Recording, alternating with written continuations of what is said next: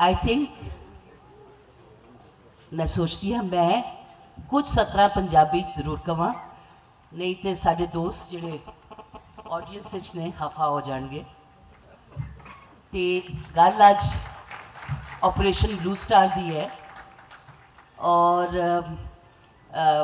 बहुत सारे पैनलिस्ट ने जो किसी तरह रिस्पॉन्सिबल नहीं सन ऑपरेशन ब्लू स्टार दे, पर उस दौर के साक्षी सन और दौर उन्होंने नेड़ियों देखा और उहदे बारे लिखिया और कॉन्ट्रीब्यूट करने की कोशिश की कि जिहड़े हनेरे दिन सन वो खत्म होण।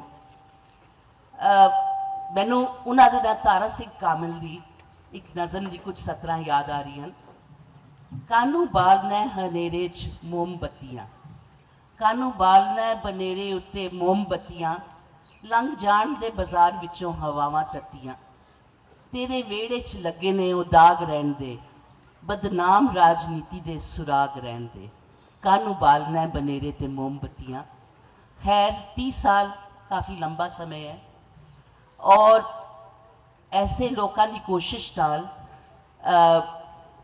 यह दौर भी आया कि जो पंजाबी विच सुरजीत पात्र ने कहा आओ बालिए मोमबत्तियां, कि जिस चीज़ का डर सी कि हिंदू सिख जी डिवाइड लगती सी और यह लगता सी कि पार्टीशन वर्गा समय आ गया है, वो नहीं रहा। खैर जो होया वो इन्ना माड़ा होया कि जख्म हाली तक जिंदा ने और हाली भी लोग जानना चाहते हैं कि वो समा कैसे सी। I would like to quote 4 lines from Khushwant Singh. The drama of the Punjab, this was a book he co-edited with Kuldeep Nayyar, co-written with Kuldeep Nayyar. The drama of the Punjab is a tragedy played by poltroons, with the common people watching it as silent spectators. In the final act, players will come off the stage to set the theatre on fire. The theme of this book is the last act of the drama. I now turn to Mr. Rahul Singh. I worked under him and I worked under him in Indian Express in the days of Operation Blue Star, and he was the editor. It was a very unhappy and crucial time in the history of Punjab. And I would like him to recount his observation on that period. Mr. Rahul Singh. Yeah, I was sent by my owner to Chandigarh to take over the Indian Express. This was just straight after Blue Star, and some mutinies had taken place. I think about 4,000 Sikhs had mutinied. But before I go on to talk about that period, let me just say a little bit about Indira Gandhi. Now, she is considered to be, one of the main villains of the piece. But let me remind people that in 1980, I was covering the 1980 election, and I traveled in large parts of Punjab. She was immensely popular in Punjab amongst the Sikhs. That's something which we need to remember. Her son had married a Sikh girl, Menaka Gandhi, and the Congress defeated the Akalis, which means that a lot of Sikhs voted for Indira Gandhi at that time. I think that's one point that we should bear in mind. Number two, I think after Sanjay Gandhi died in that, something seemed to have, she seems to have lost something. I think she lost her political touch that she had. She had a very good political instinct. She lost that political touch. And I believe that the Punjab tragedy, Blue Star, I think was partly because she lost her touch at that time.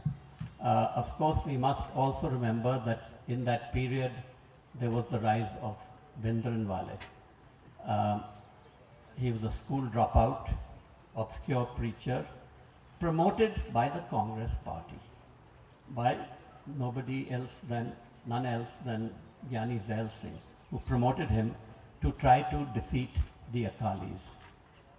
That again is something that we need to remember, that I don't think Mrs. Gandhi, if she had had her political touch, would have allowed that. Anyway, this is what happened. And of course we know, everybody knows what happened after that, the kind of plan of Bhindranwale and the terrorists. They would take Hindus out of buses and shoot them, preach communalism, sectarianism. The idea being that it was a very devilish idea, was that the Sikhs should be made to feel insecure outside Punjab and come into Punjab, and the Hindus in Punjab should be threatened and made terrorized really to move out of Punjab, so that there would be a Sikh majority Punjab. It was a terrible plan, and that was the kind of the scenario that was created for Blue Star. Now there are lots of I was talking to Gurpreet here, and he says that the truth is not yet been told about Blue Star, which is very true. Nobody believes the official figures of the number of people died. Some people say it was a conspiracy, deliberately chosen. They chose June the 3rd, which was the day of the martyrdom of Guru Arjan Dev. Why did they choose that day? I don't believe that. I think it was all very bad blunder, a botched operation, and I don't believe that there was any conspiracy. Now, it was just badly done. General Vaidya, according to R.K. Dhawan, Indira Gandhi's close advisor at that time, General Vaidya told Indira Gandhi that there would be hardly any casualties, and they would clean up the place, get the terrorists out with hardly any casualties. The intelligence was bad. I also need to remind everybody here that the army did make announcements to the pilgrims inside the temple to come out, because some who tried to come out were shot by the terrorists inside. So a lot of the pilgrims were more or less forced to remain there. They say thousands of pilgrims.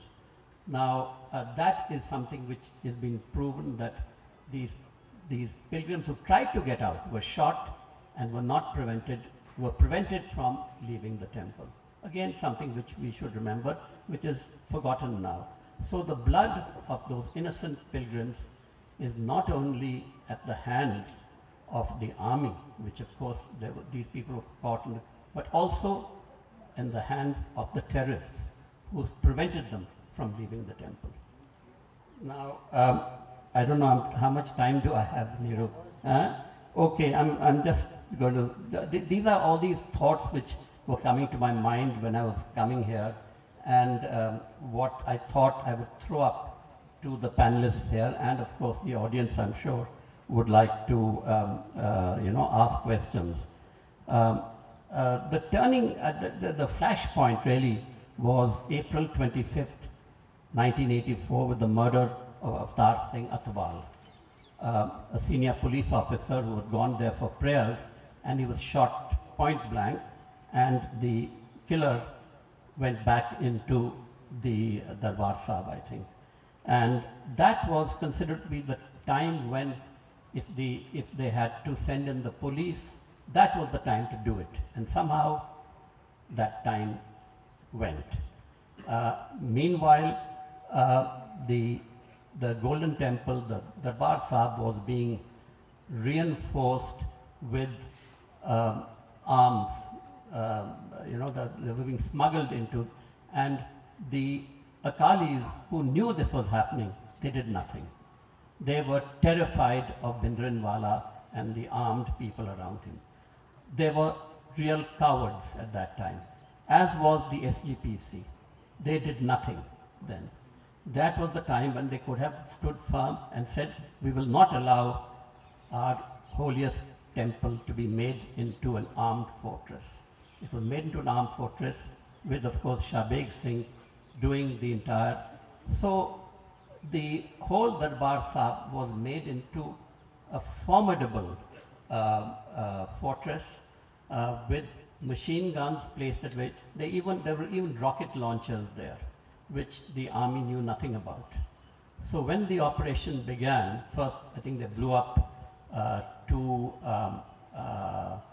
watchtowers, 18th century watchtowers, which were blown up, and General Brar, who was in charge of the operation, he thought that with this shock and awe tactic of these watchtowers being blown up, bodies flying all over, that this would frighten the terrorists inside into surrendering. But of course, nothing of the sort happened. So then after that, the next was to send the commandos in.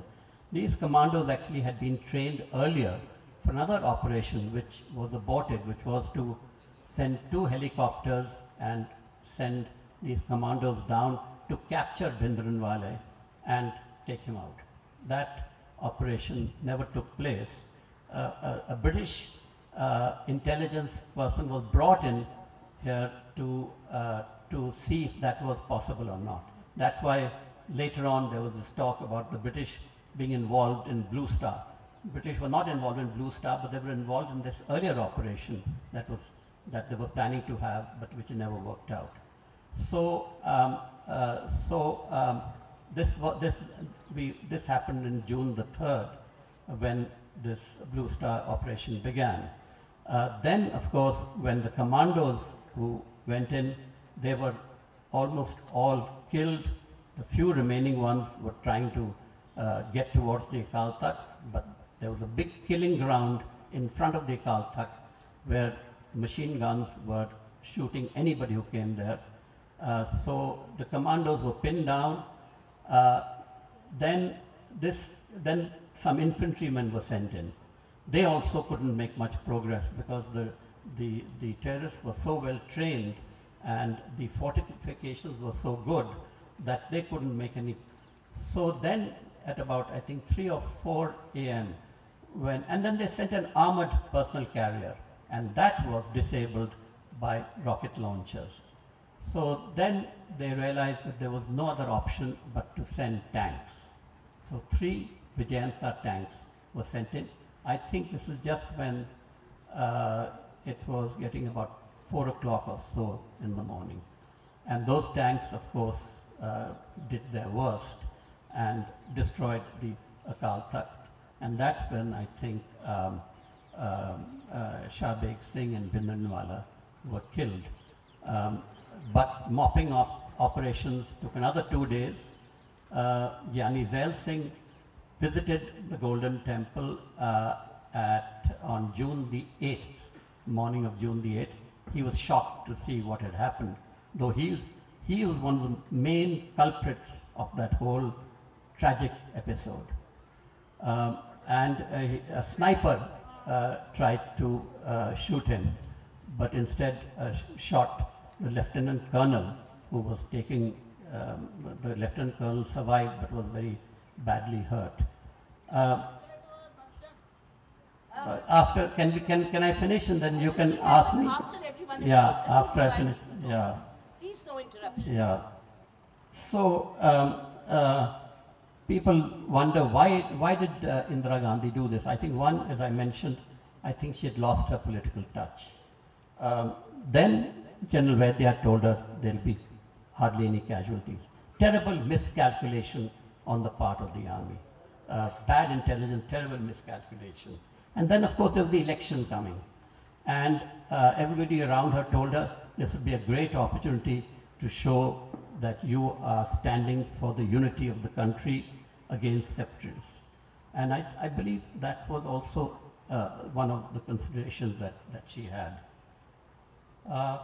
Well, that's all, well, the casualty figures nobody knows till now. Rajiv Gandhi, on a TV program, CNN IBN, he said, the official figure, of course, is very low.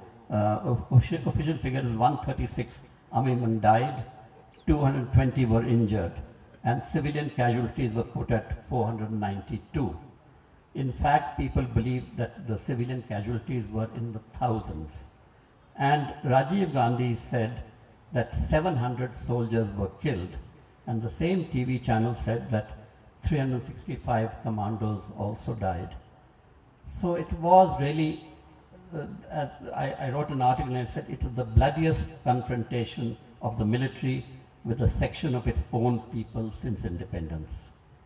And I think that was the most tragic part of it, is that our own army was fighting against its own people. And that's why I think this remains such a terrible chapter after independence, over which I think we still have not come through. Though I'm glad to say that the Sikhs, which were, at one time did not feel themselves part of the mainstream, slowly came back into the mainstream. And the proof of that was the fact that Dr. Manmohan Singh became Prime Minister of India. We had a Sikh as the head of the army, J.J. Singh. And also I must tell you also that the Sikh joke, the Swaji jokes came back into the mainstream. Mr. Rahul Singh, one question I'd like to ask you. There was speculation that could there have been a way other than army action? What is your opinion on that? Well, once the Golden Temple became fortified with the kind of arms that they got, like rocket launchers, police action would not have been feasible, would not have worked. But I think before that, as I said, when Avtar Singh was killed, I think that was the time when the police would have gone in and there would have been much less loss of life. There are people who say that you could have starved them out. After all, Gill did that, later on. I don't know, what was that operation called? Black Thunder. He successfully did that. He starved them out, kind of psychological tactics. But at 1984, there was a genuine fear that there would be an uprising in the countryside. I think that was a genuine fear, and I think they felt that after all these arms had got into the temple, there was no other alternative but to have the army come in. It was a bad mistake, it was a terrible blunder, and I think the country paid for it. So, but they could have tried some other alternatives, but that's what happened. But at 1984, there was a genuine fear that there would be an uprising in the countryside. I think that was a genuine fear, and I think they felt that after all these arms had got into the temple, there was no other alternative but to have the army come in. It was a bad mistake, it was a terrible blunder, and I think the country paid for it. So, but they could have tried some other alternatives, but that's what happened.